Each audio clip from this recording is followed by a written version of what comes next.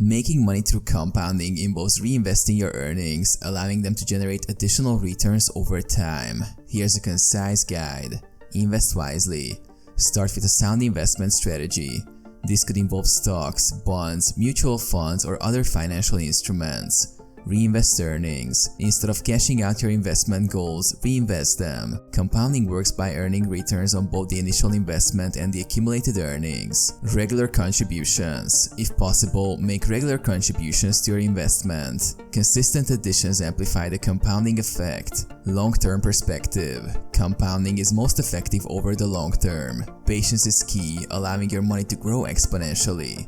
Compound interest accounts. Consider savings or investment accounts that offer compound interest. This is particularly common in bank savings accounts or certain types of bonds. Diversification. Diversify your investments to spread risk.